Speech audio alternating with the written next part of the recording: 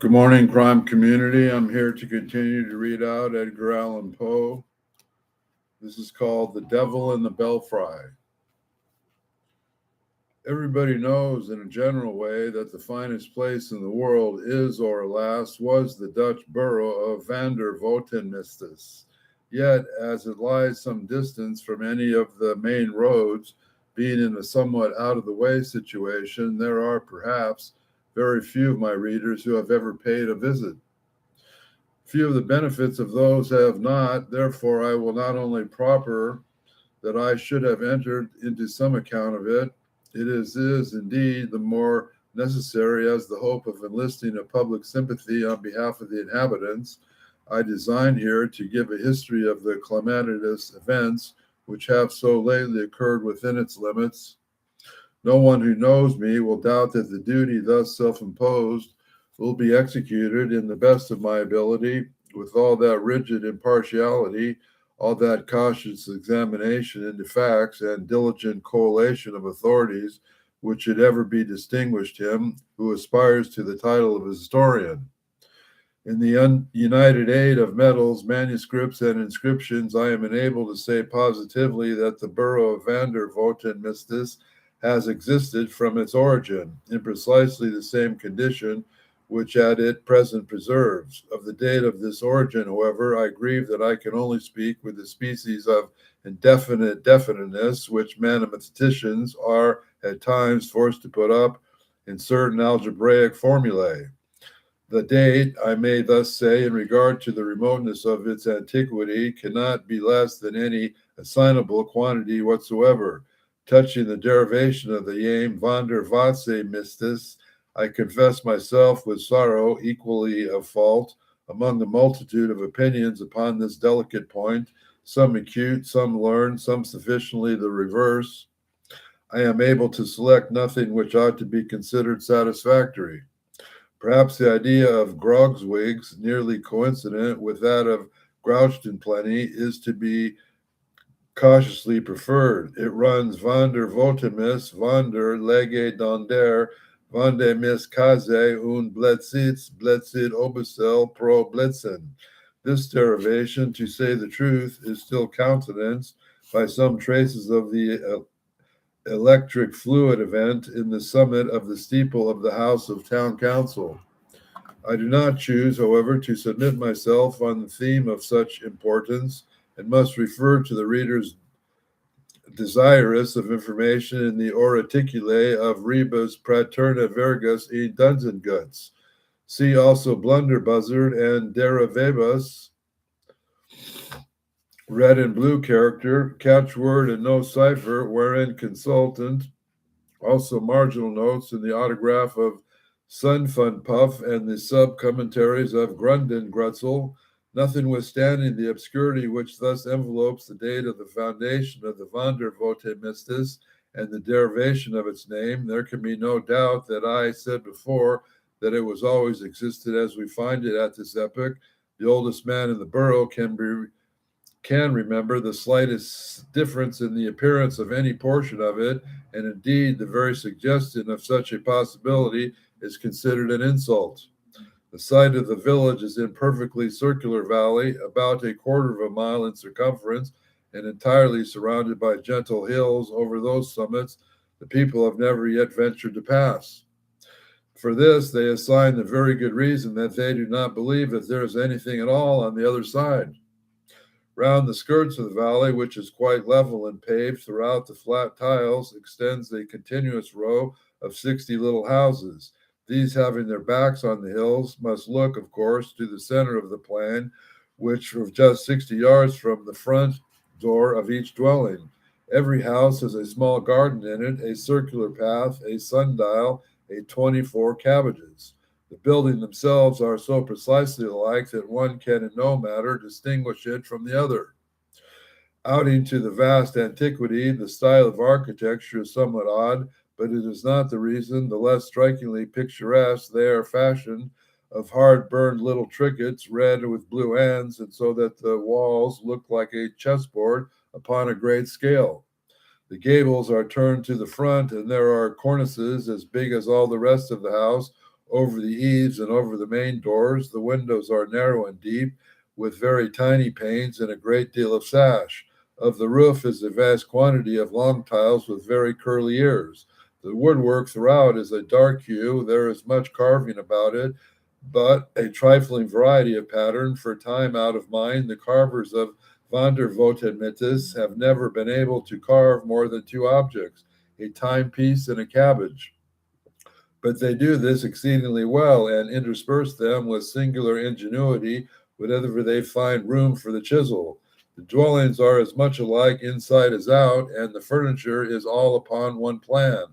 The floors are of square tiles, the chairs and tables of black-looking wood and thin, crooked legs and puppy feet.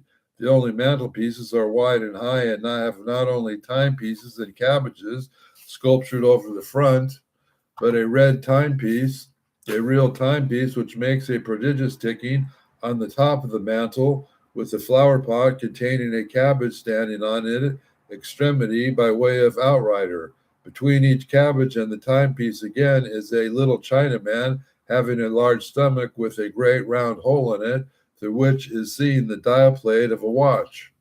The fireplaces are large and deep, with fierce, crooked looking fire dogs. There are consistently a roasting fire and a huge pot over it, full of sauerkraut and pork, to which a good woman of the house is always busy attending.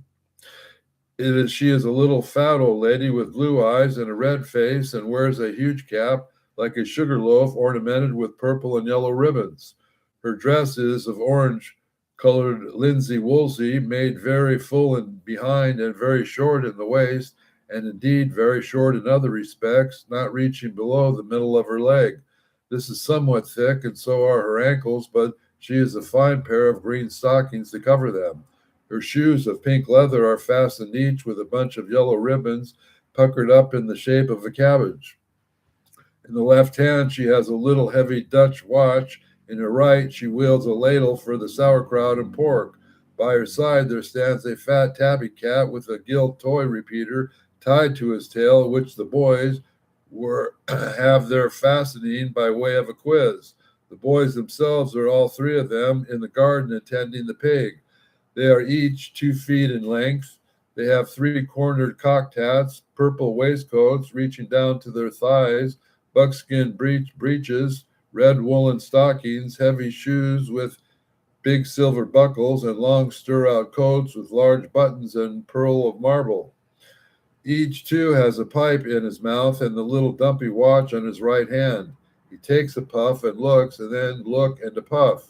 The pig, which is corpulent and lazy, is occupied now in picking up the stray leaves and fall of the cabbages, and now in giving a kick from at the gilt repeater. There's the urchins that have also tied to his tails in order to make him look like as handsome as the cat. Rich as the right front in the high-backed leather-bottomed armchair, the crooked legs and puppy feet, like the tables, is seated the old man of the house himself. He is an exceedingly puffy old gentleman with a big circular eyes and a huge double chin.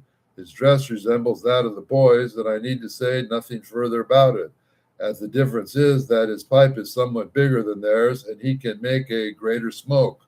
Like them, he has a watch, but he carries his watch in his pocket.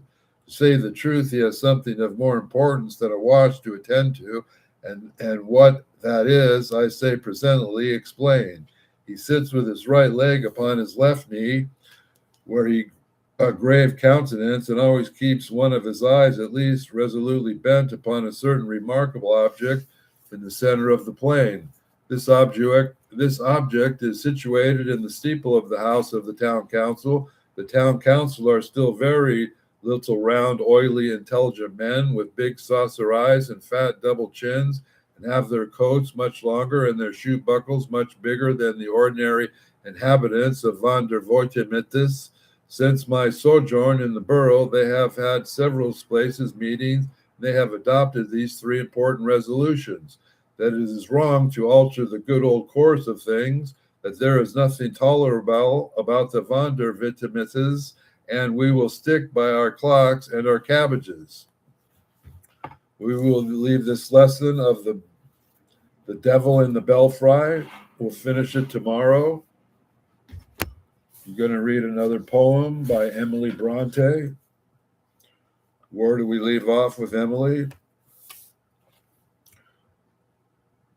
How clear she shines.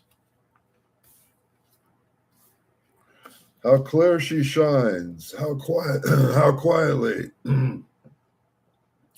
I lie beneath her guardian light, while heaven and earth are whispering me, tomorrow wake, but dream tonight. Yes, fancy come, my fairy love. These throbbing temples softly kiss, and bend my lovely couch above, and bring me rest, and bring me bliss. The world is going, dark world, adieu. Grim world, can see thee till the day. The heart thou cannot not all subdue, must still resist if thou delay. Thy love will not share. The hatred only wakes a smile. The griefs may wound, their wrongs may tear. Oh, but oh, they lies shall ne'er beguile. They're gazing on the stars that glow above me in the stormless sea, and long to hope that all the woe creations know is held in thee. And this shall be my dream tonight. I'll think the heaven of glorious spheres, enrolling on its course of light, the endless bliss through endless years. I'll think there's no one's world above, far of these straining eyes can see, when wisdom ever laughed at love, or virtue crouched to infinity. Where wreathing neath the strokes of fate, the mangled wretch was forced to smile, to match the patience gainst her hate, the heart rebellious of the while pleasure still was leading to wrong, and helpless reason warned in vain, the truth is weak and treachery strong, and joy the serious path to pain, the peace, the lethargy of grief, the hope, the phantom of the soul, the life and labor void and brief, the death and despot of the whole. Thank you to Emily Bronte. Thank you to Edgar Allan Poe. Thank you to anyone who watches this stream. Please like and subscribe, and God bless the children.